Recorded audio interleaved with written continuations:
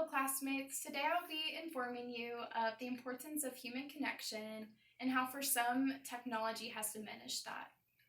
To start, it's important to note that our brain is very complex as it allows us to take in sensory information every day. The cerebrum specifically is in charge of our speech-related activity. The cerebrum has 4 lobes: the frontal lobe, the parietal lobe, the temporal lobe, and the occipital lobe. The frontal lobe is in charge of our motor skills and language.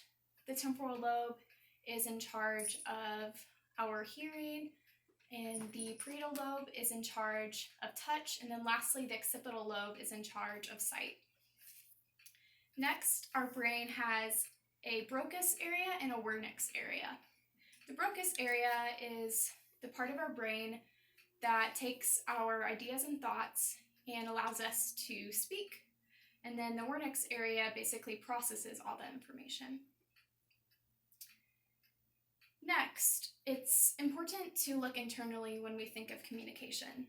As humans, we all need connection, whether we like to think about it or not. We all need connection to survive. Or as a result, we may suffer from social isolation. According to Emma Seppala, the author of the Happiness Track, she says, people who feel more connected to others have lower levels of anxiety and depression, and as a result have higher self-esteem, have more empathy for others, and tend to trust better. Next, communication is important if you look at the workforce. As imagine an interview, as you must have a good posture, you want to have good listening skills, and you want to have good facial expression so they know that you actually want to be there. So I think of technology as technology can diminish our attention with others or in a situation, at an interview like I mentioned.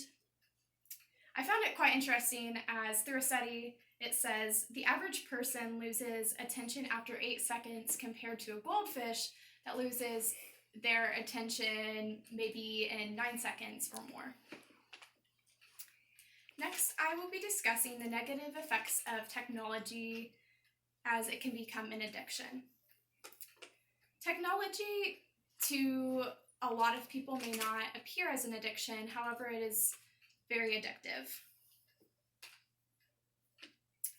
According to a new study by Harvard University, self-disclosure on social media lights up the same parts of the brain as an addictive substance. These parts of the brain are the reward area and the chemical messengers, which help us to make decisions and come forth with those decisions. An example of this is, think of when you see a notification on your phone. Automatically, when you see that like or that follow, you feel good. It's because you're being rewarded and you are experiencing a dose of dopamine. Next, technology affects your mental health and can lead to depression, anxiety, and as I stated before, isolation. Lastly, technology affects our physical health. It can lead to Alzheimer's or dementia.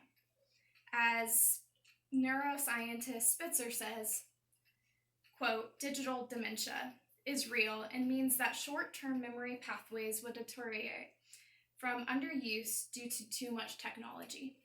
Wow. Lastly, there are practical steps to break this addiction. First, I will be discussing how technology started. It started in 1991. And what's crazy about this is that technology became addictive pretty fast. As an author named Rosen says, the iPhone is only 10 years old, and in that time, we've gone from excitement to obsession.